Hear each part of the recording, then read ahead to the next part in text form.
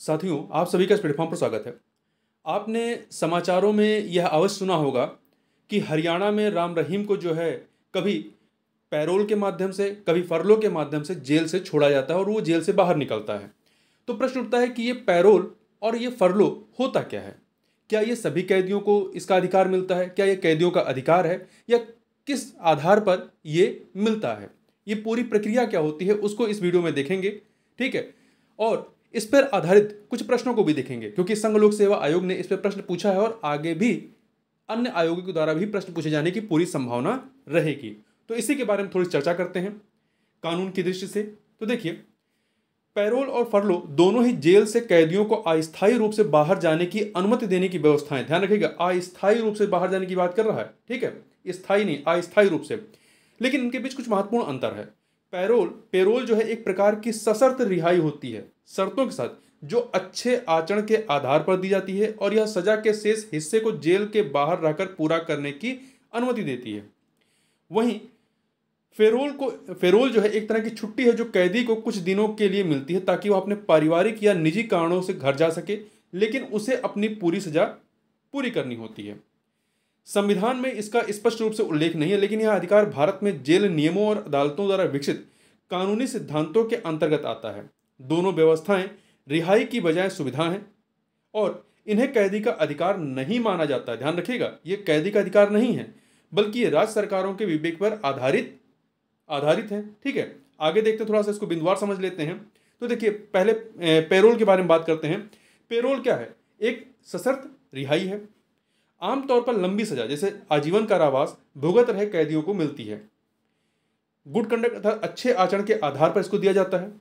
एक बार पेरोल पर जाने के बाद कैदी को नियमित रूप से पुलिस को रिपोर्टिंग करनी होती है। ऐसा नहीं कि आप निकल गए रिपोर्ट ही नहीं कर रहे हैं, आपको नियमित रिपोर्टिंग करनी होगी।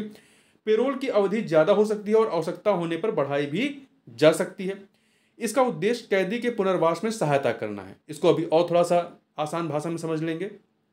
अब पहले फेरोल को समझ लेते हैं या फरलो कहते हैं। यह एक प्रकार की छुट्टी है, ना कि रिहाई। ये छुट्टी होती है, ये रिहाई नहीं है। कैदी को कुछ दशाओं में इसका प्रावधान किया जाता है। उसके लिए कैदी को स्वास्थ्य, परिवार, त्योहार या व्यक्तिगत कारणों से कुछ दिनों के लिए जेल से बाहर जाने की अनुमति मिलती है। सजा का हिस्सा माना जाता है। ये जो है सजा का हिस्सा माना जाता है, यानी छुट्टी का समय कुल सजा में जोड़ा जाता है। ध्यान रखिएगा, फेरोल में क्या होता है कि जो आप फेरोल पे जैसे 10 दिन के लिए बाहर आए तो आपकी सजा में वो काउंट होगा। आमतौर पर हर साल कुछ दिनों की फेरोल दी जा सकती है। फेरोल नियमित अंतराल पर मिल सकती है, जैसे हर साल 14 दिन के लिए मिल सकती है, ठीक। देखिए, ये अधिकार किसे मिलता है, मतलब ये सुविधा किसे मिलती है? क्योंकि कैदियों का अधिकार नहीं है ये अधिकार सभी कैदियों के लिए स्वतः नहीं होता है। राज्य सरकार के बनाए जेल नियमों के अनुसार कैदी को आवेदन करना होता है। जेल अधीक्षक की रिपोर्ट और प्रशासनिक स्वीकृति के बाद ही अनुमति मिलती है। तो राज्य सरकार के बनाए जेल नियम, मतलब हर स्टेट में इसके अपने अलग अलग नियम होंगे, नियमों में अंतर हो सकता है, ठीक है।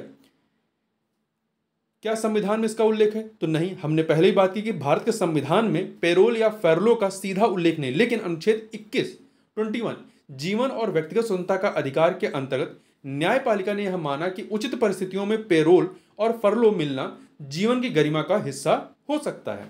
यह राज्य सरकार के जेल नियमों और न्यायालयों के निर्देशों पर आधारित कानूनी व्यवस्थाएं हैं।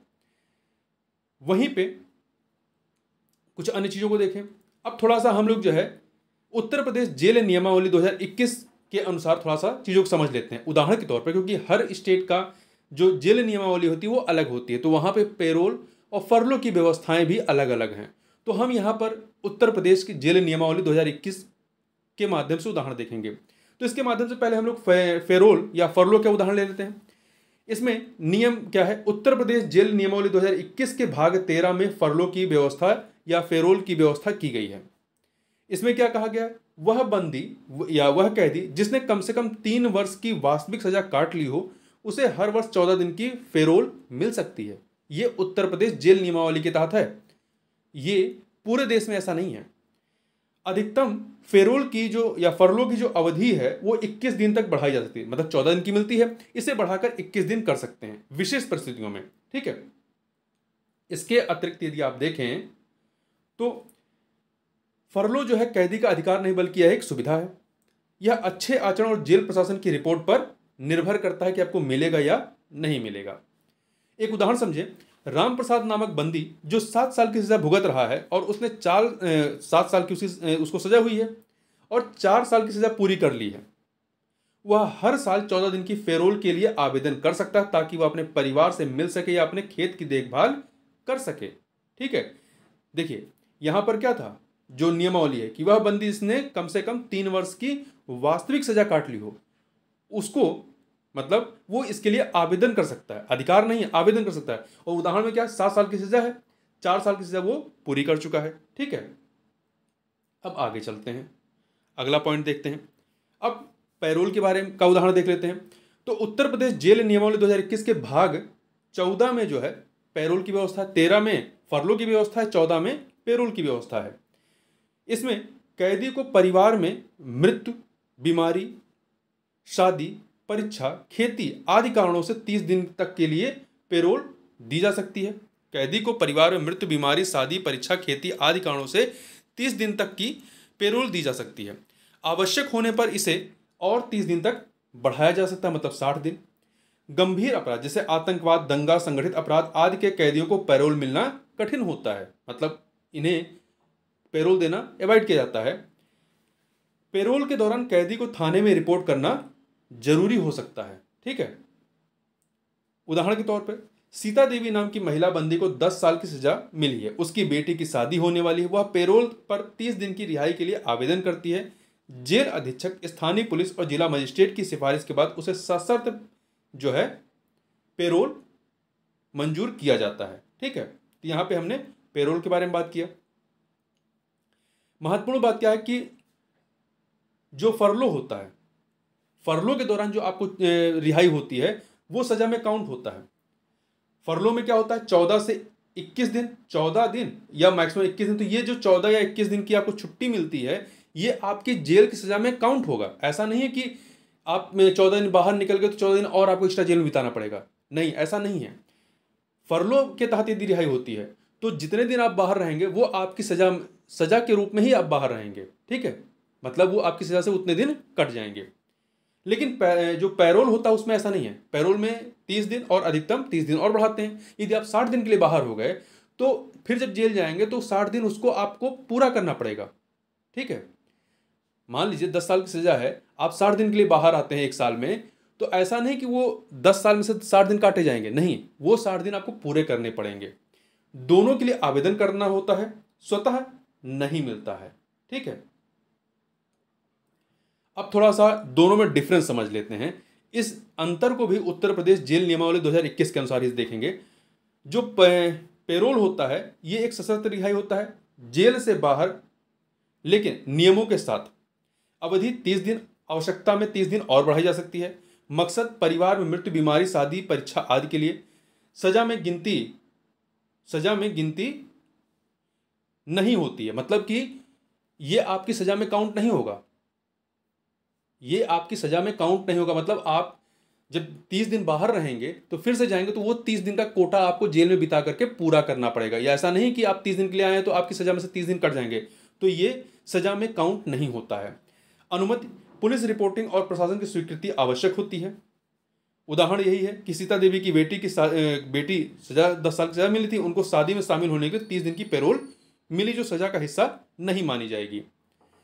फरलो, ये क्या होता है, फरलो ये छुट्टी होती है, वो सशर्त रिहाई होती है पैरोल, और फरलो छुट्टी होती है जेल से बाहर अस्थायी रूप से। अवधि हर साल 14 दिन, विशेष परिस्थितियों में 21 दिन। मकसद त्योहार, खेती, पारिवारिक मुलाकात आदि।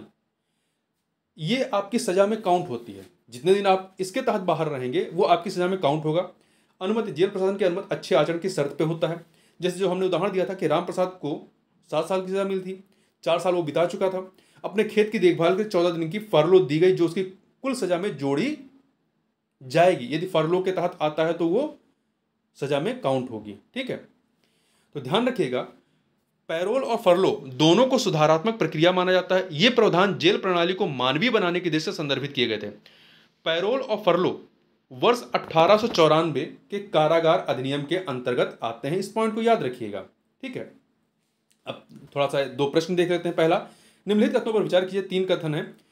पैरोल सजा की अवधि में पैरोल जो है सजा की अवधि में शामिल नहीं होती है, जबकि फरलो सजा की अवधि में का हिस्सा होती है। यह कथन सही। दूसरा, फरलो एक कैदी का संवैधानिक अधिकार है जिसे राज्य नकार नहीं सकता। बिल्कुल कोई संवैधानिक अधिकार नहीं है। तीसरा, पैरोल केवल महिला कैदियों के लिए उपलब्ध है। नहीं, तो पहला सही है, दूसरा तीसरा गलत है। यहाँ पे ए विकल्प हो जाएगा। देखिए, पैरोल सजा में शामिल नहीं होती जबकि फरलो सजा की अवधि का हिस्सा होती है। वहीं फेरोल या परलो कोई संवैधानिक अधिकार नहीं है, यह राज्य सरकार द्वारा नियमों के अंतर्गत दी जाने वाली सुविधा है, ये कैदी का अधिकार नहीं है। और वहीं जो तीसरा है, पैरोल और फरलो दोनों सभी पात्र कैदियों के लिए उपलब्ध है, वो महिला पुरुष में विभेद नहीं करता है। ठीक। अगला प्रश्न है जो यूपीएससी में पूछा गया 2021 में, भारत के संदर्भ में निम्नलिखित कथनों पर विचार कीजिए। 2 कथन है। जब कोई कैदी पर्याप्त आधार प्रस्तुत करता है तो ऐसे कैदी को पैरोल मना नहीं किया जा सकता है क्योंकि वह उसके अधिकार का मामला बन जाता है। नहीं, हमने अभी बात की कि ये कैदी का अधिकार नहीं होता है, उसे दिया जा सकता है परंतु ये कैदी का अधिकार नहीं, एक सुविधा है, इसलिए पहला कथन क्या हो जाएगा, गलत हो जाएगा। दूसरा, कैदी को पैरोल पर छोड़ने के लिए राज्य सरकारों के अपने नियम हैं, अलग अलग नियम हैं। हमने उत्तर प्रदेश नियमावली, जेल नियमावली देखी, तो दूसरा कथन यहाँ पर सही, इसलिए आपका बी विकल्प जो है वो सही हो जाएगा। तो इस प्रकार से इस वीडियो में बस इतना ही। मिलते हैं नेक्स्ट वीडियो में, तब के लिए बहुत बहुत धन्यवाद।